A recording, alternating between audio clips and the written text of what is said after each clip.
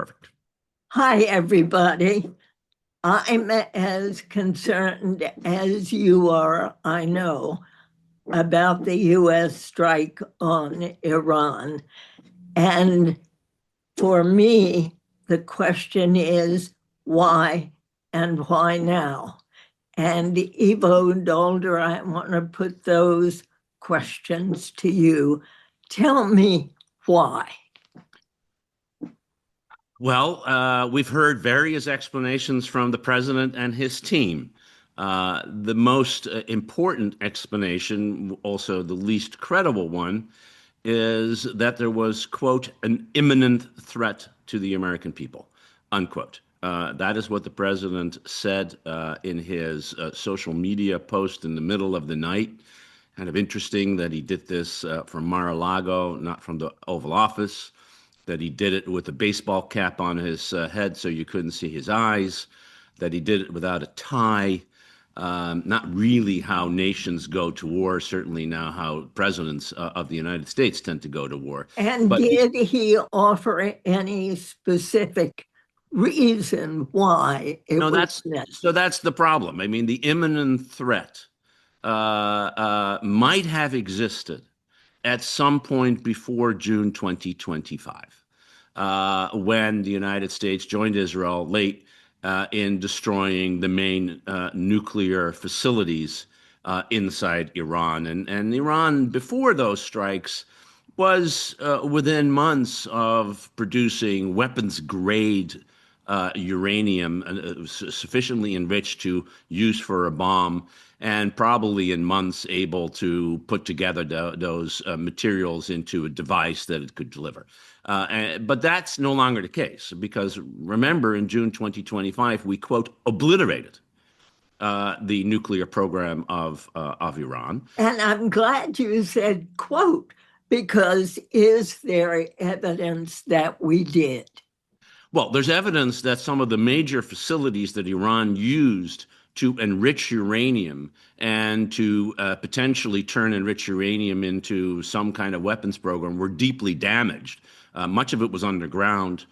We sent these earth penetrator, these mobs, these mother of all bombs, deep down shafts, and probably destroyed it. We don't quite know where the 400 kilograms of enriched uranium enriched to 60%. You need to enrich it to over 90% for bomb grade material.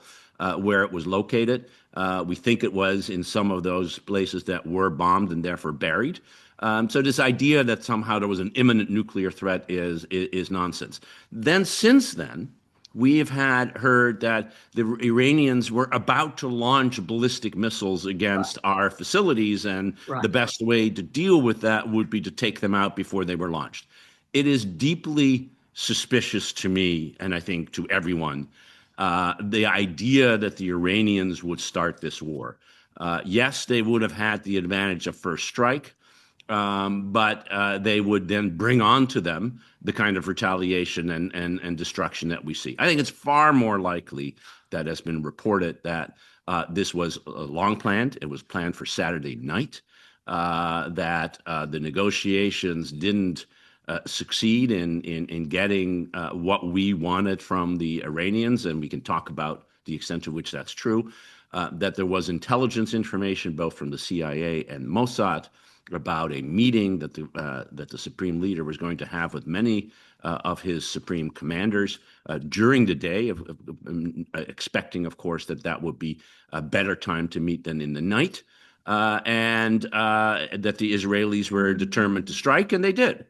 And we joined them, although we didn't join them in hitting those leadership targets. And those targets were very successful if what you wanted to do was to kill the supreme leader of Iran, a horrible tyrant who I don't think will be missed on Earth, and some of the military directors. So I think what this was a deliberate war, and it is a war.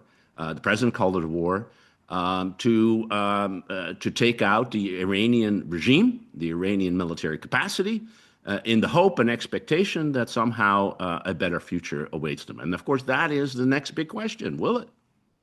Of course. How much did Saudi Arabia and Israel have in how much influence did they have in the making of this decision to go now? I think the Israelis had a lot of influence on the decision to go now. I think they were pushing an open door. I think the president, after the raid in Venezuela and the belief that somehow the United States had a military that was not only invincible but could actually affect political change through military means, a kind of hubris set in on the part of the president that we could just basically do whatever we wanted. And we could finally get rid of a problem that had been with us, and as the president laid out, I think, in his statement, for 47 years. And this is a horrible regime. It's horrible, most of all, to the people who live there.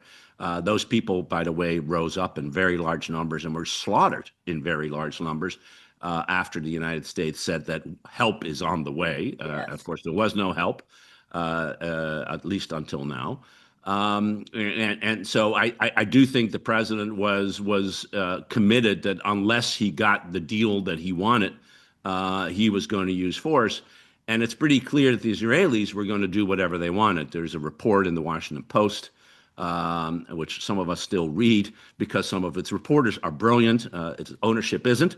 But its reporters are. A report in the Post that Secretary of State Marco Rubio told the Gang of Eight, these are the eight top leaders in Congress, that Israel was going to strike no matter what.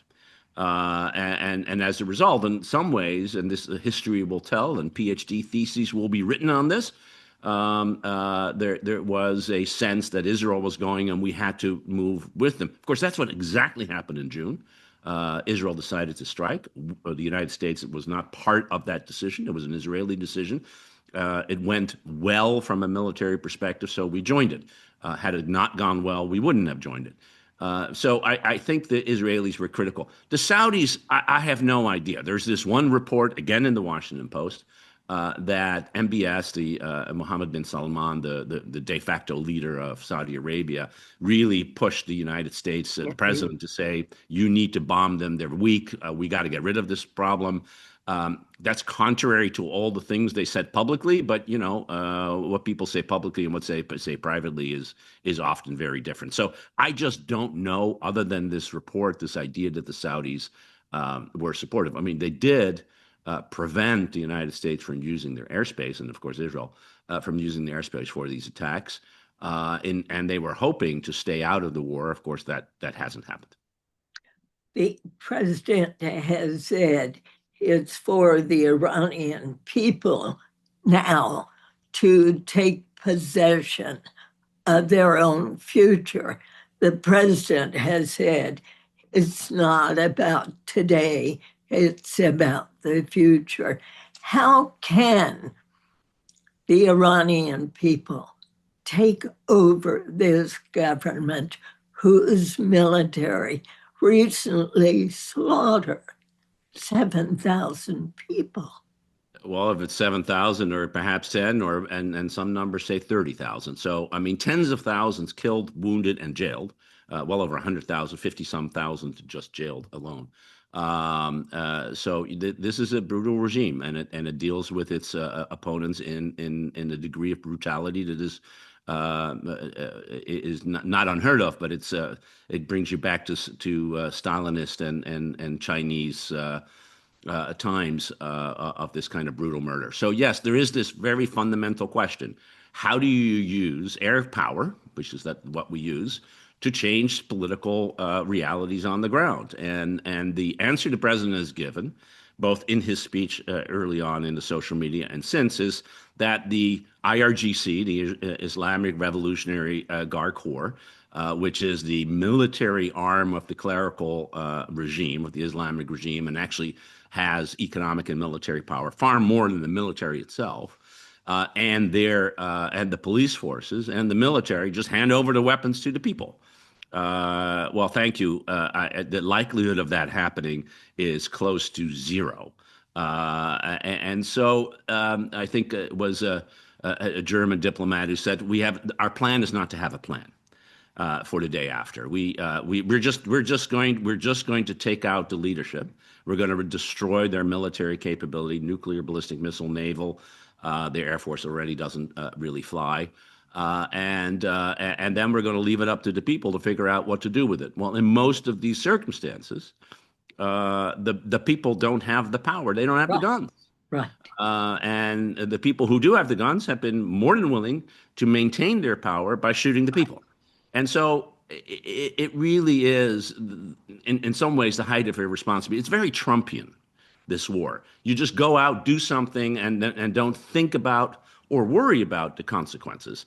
It's also very Trumpian that if you say that, then all of a sudden you're un-American, unpatriotic, you're part of the Iranian resistance and regime, as Pete Hegseth did this morning when he was berating every reporter who asked him a question. It's pretty fundamental, and I think the consequences of this in the long term for the United States are dire, to say the least. And the question is what constitutes the long term? The president has said, now we may be there for 3 or 4 weeks. Does that make sense to you?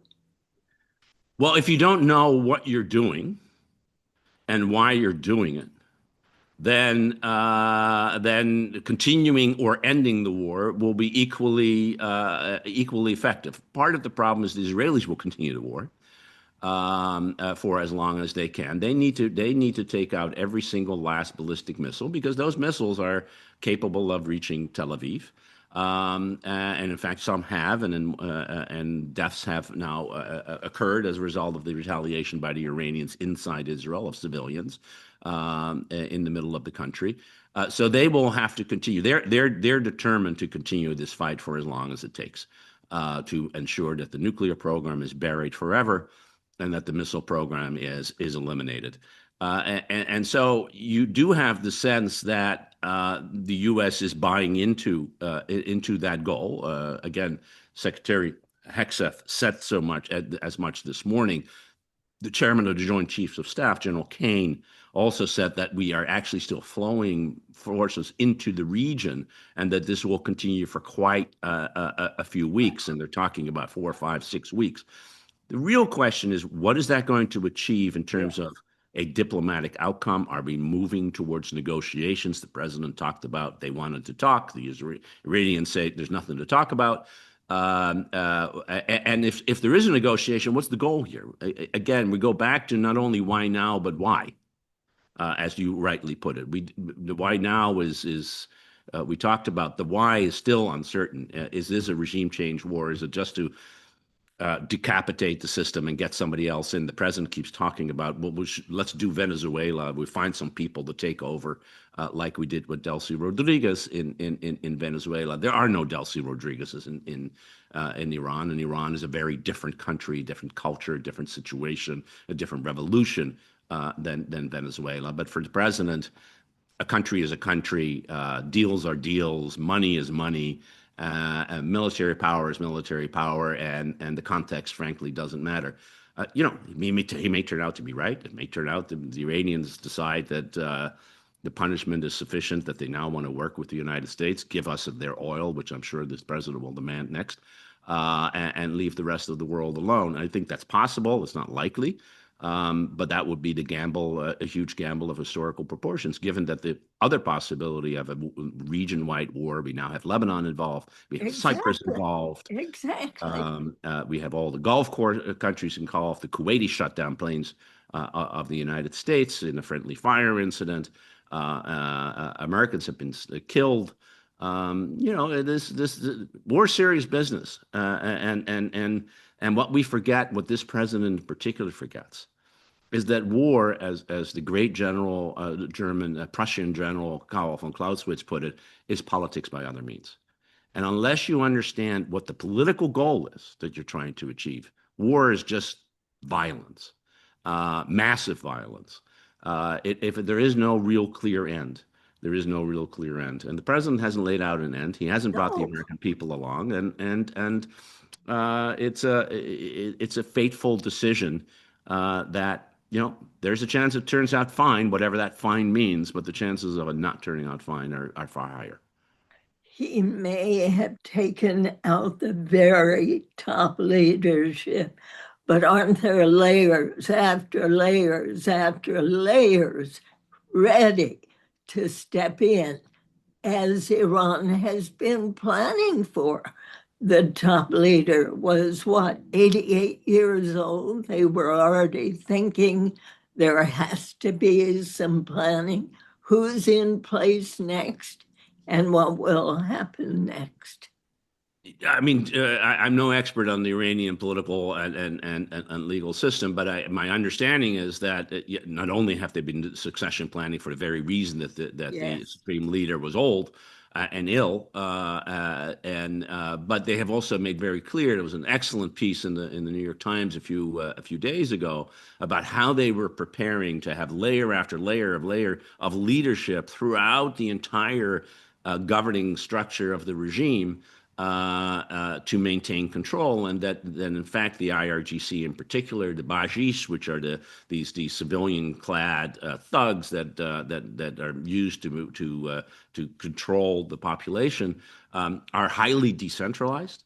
They're operating in a highly decentralized way. Think Hamas.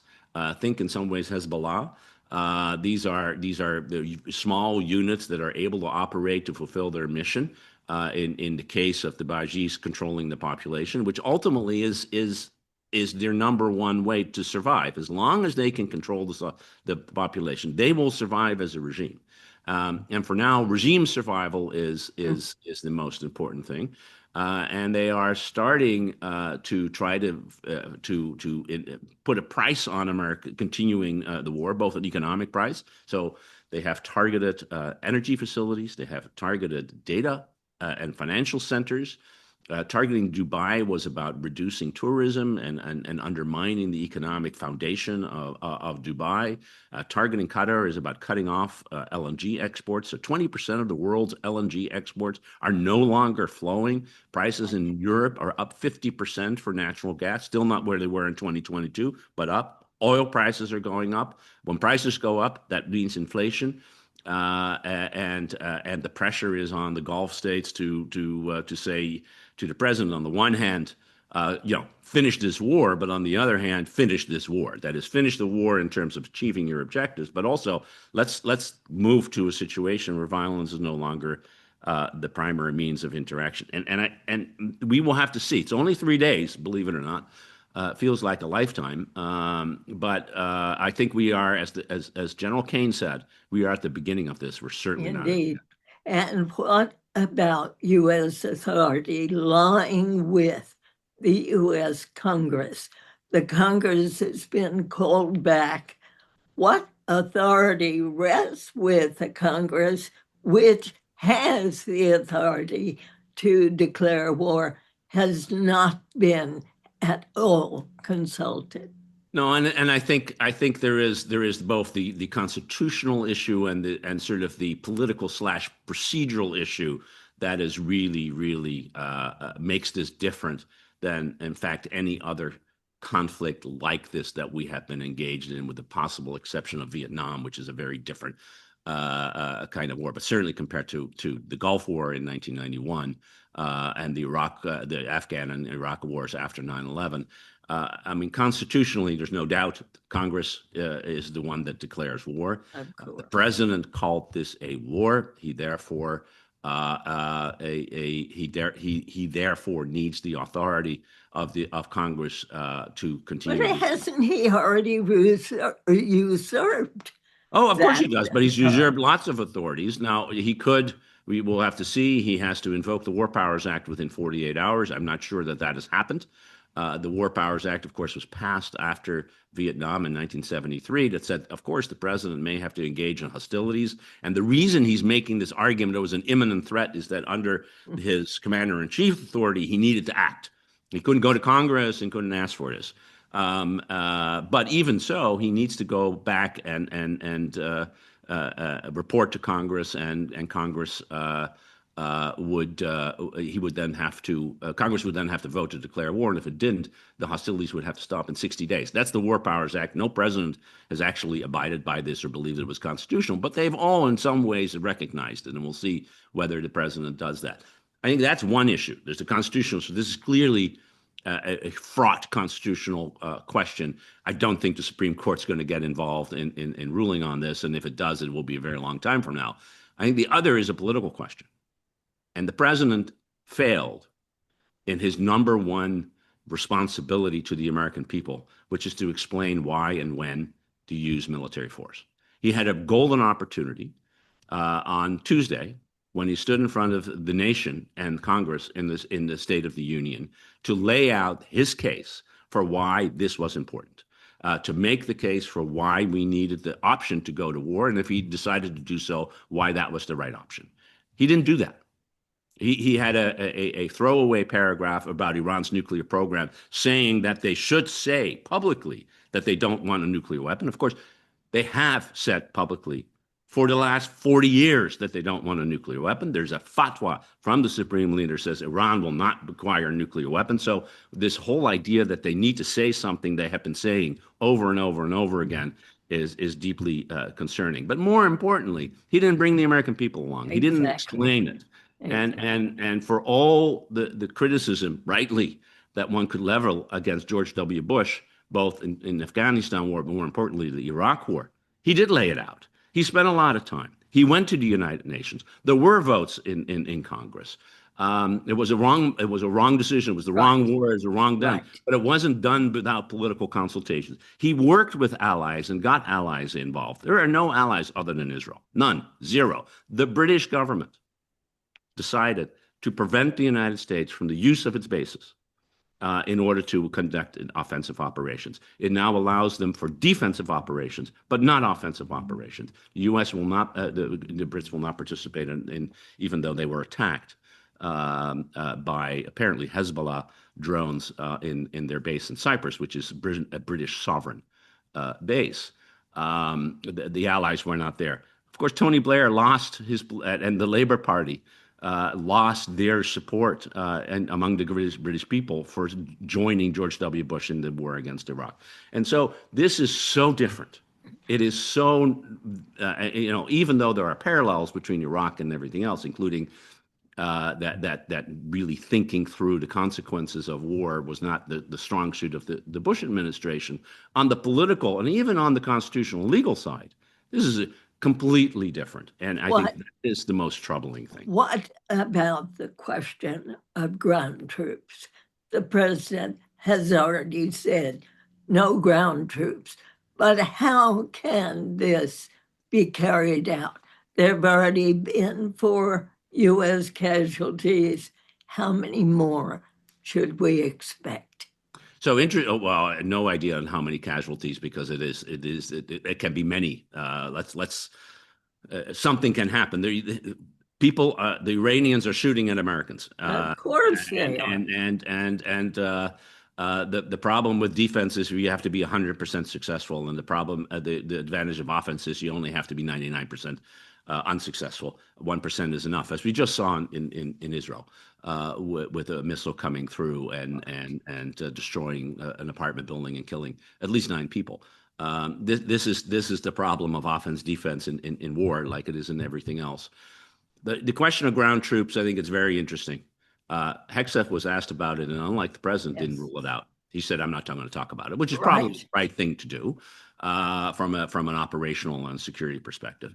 I think there's 2 questions on ground troops. There's one question about special operation forces, and we know there are those kinds of forces deployed in and around the region. They're there forever to presumably secure nuclear material that may be loose or unprotected, and to find a way. And I think no one would say that is not a rightful use of ground forces to make sure that doesn't fall in the wrong hands. There's the second question of ground forces, which is to conduct a military campaign, presumably to overthrow, to finish the effort of regime change, both by eliminating forces that are still in power and by stabilizing a post-war situation to, in fact, allow the Iranian people to take this in their hands. That's what we did in Afghanistan. That's what we did in Iraq. It didn't work out well in either one, and the president seems determined not to have it happen in Iran. However, what if there's total chaos? What if there is the kind of slaughter that, by the way, we saw the Iraqis do against the Kurds and the Shias after the 1991 war, after the president of the United States, George A.W. Bush, said, you can take matters in your own hands by taking over this regime. And this is the president who has said that.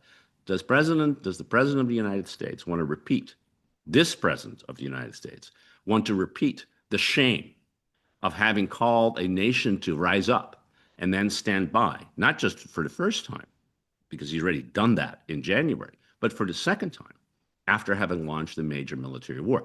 That will be the question. And some are going to be pushing him, particularly regional allies who would have to live with the instability that resides, to start deploying ground troops. I have no idea whether he will do it, but I do know that in situations like this, the initial plan doesn't necessarily remain the final plan when it comes to this. I remember in the Clinton administration during the Kosovo War, an air war that the United States engaged in with NATO, the pressure to deploy ground troops was very high. And in fact, we were moving in that direction when we were able to convince the Serbians to end the war.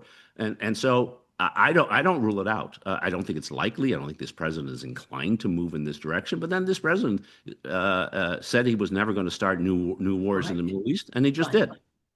So the American people's reaction, considering the money involved in going into this war, money promised to the American people to solve their problems, no U.S. involvement abroad, promise after promise being broken.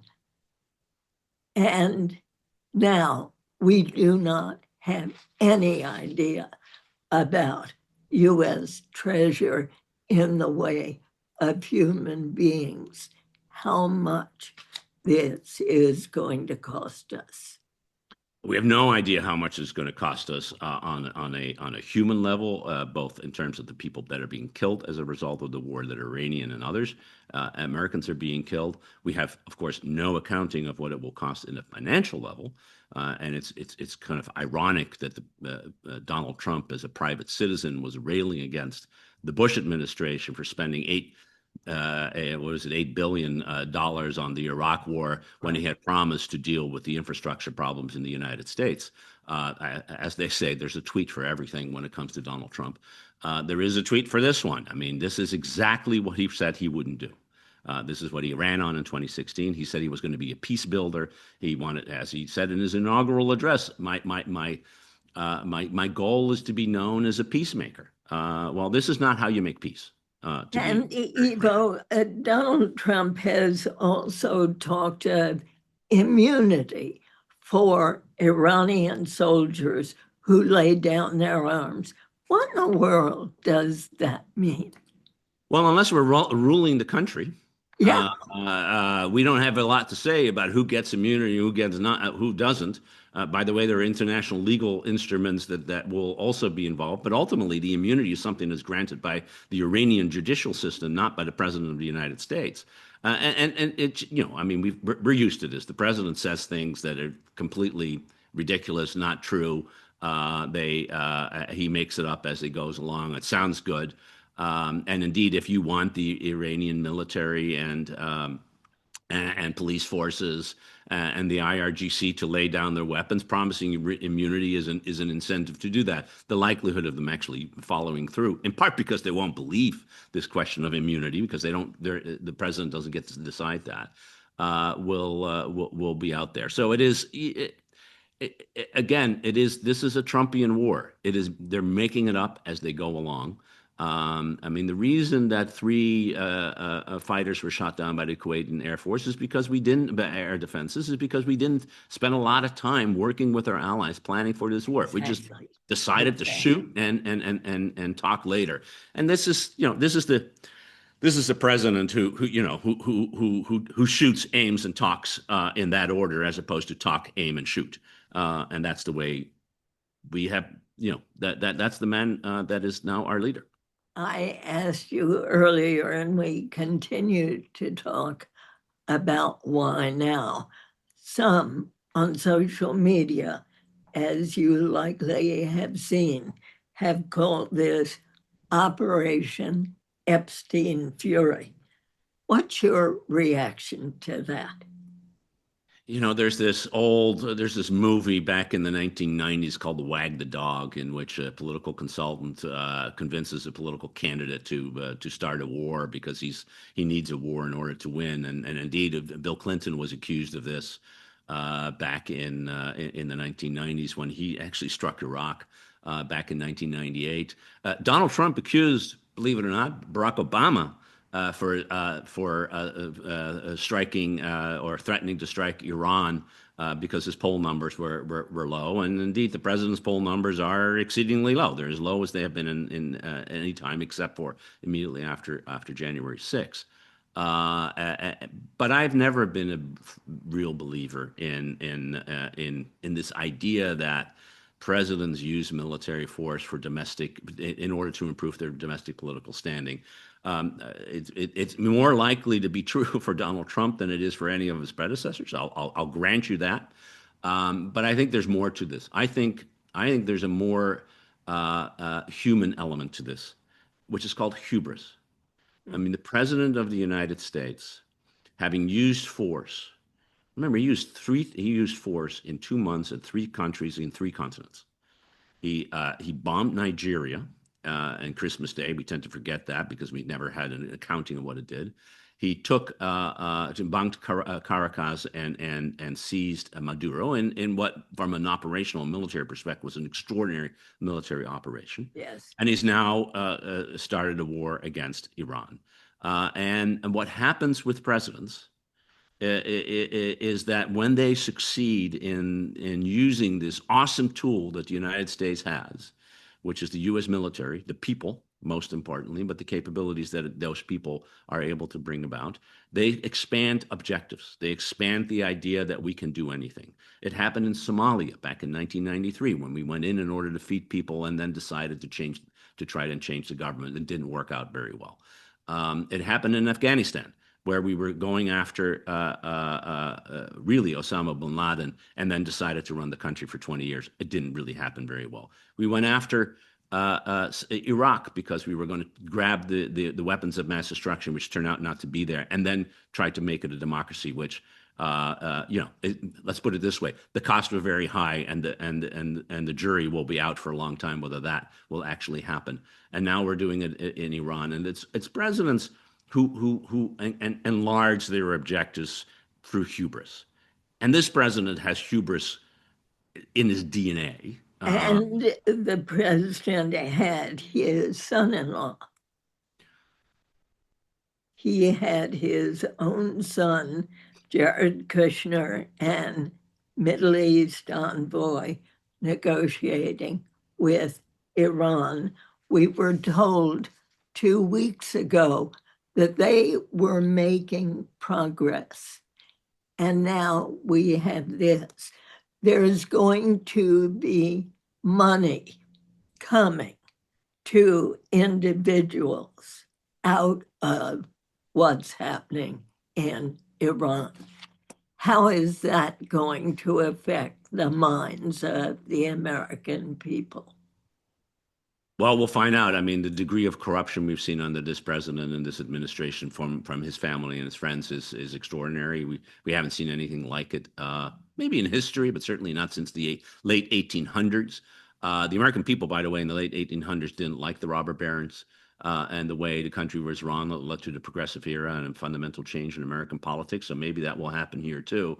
Again, I mean, the idea that people like Jared Kushner, nice guy, apparently very smart, never met him, but and Steve Witkoff, who are the ones they're not negotiating just one, they're negotiating three wars at the same time. I mean, in fact, in Geneva, just on Thursday, or not Friday, when they met, Right. they broke because Witkoff and Kushner had to meet with the Ukrainians while they were negotiating with the I guess it was Thursday, while they were negotiating with the Iranians a supposed nuclear deal that would have prevented the war that took place. Right. It's Right. extraordinary. It's extraordinary. Oh, but and by the way, it's very clear that they didn't have the expertise nor the experts that were part of this With negotiation them. with the Iranians. Yeah. Now, there's all kinds of reporting, and I think we will have to dig a little deeper into all of this. But there's all kinds of reporting that the Iranians were not as serious as they wanted. The Wall Street Journal had a very good piece yesterday indicating that the Iranians were actually looking for something that was more lenient when it comes to their enrichment, and the what they were able to keep them would have been true under the deal that was negotiated in 2015 by Barack Obama. There's no way that the president of the United States, who walked away from that deal, is going to accept a deal with the Iranians that is more favorable to Iran than what they got in 2015, and after their nuclear program had been severely degraded, not obliterated, but severely degraded. So the question is, did the Iranians miscalculate? Who knows? The bigger issue here is it's not clear to me that the president of the United States ultimately was interested in a deal, and if he understood what the deal was, what that would mean. So, sitting here as we are together Monday morning, what is your feeling as to how long this could last? So my gut tells me this is going to last quite a long time What throughout the does month, that mean? well, throughout this month and perhaps well into April. But the president is going to China on March 31st. First, that may have an influence. That's my gut. Just the nature of war, and as people as casualties rise, the willingness to accept defeat becomes less and less. And so there is this spiral of escalation that I think we're engaged in. At the same time, I would not be surprised that the president of the United States tweeted on Truth Social in any minute says we've achieved their objectives and we're quitting. Yeah. Because that's, you remember, he went to war against the Houthis in Yemen, another one of those wars. It didn't achieve anything. It just destroyed a bunch of stuff that the Houthis had, and then he decided to do a deal with the Houthis without the Israelis, who in fact the Houthis were targeting, without the Europeans, who ostensibly he was doing this for. Which is why he keeps saying, I have solved eight Every wars. 8 wars, I've including, taken by the way, care of 8 wars. including one of those wars is the one between the United States, Israel, and Iran. And so, until he solves this one, he won't get. I mean, yes, it is, but he's able to do whatever he wants. I mean, And he's in control of this government. If he says we're done, we're done, and the entire Republican Party will say, "Look, victory." and what do you see Congress doing? Nothing. Nothing. I think there will be a vote, and the Republican Party will stand with the president. On that note, I'll be talking with you again, Ivo. Thank you. Thank you, Diane. Always a pleasure to be here.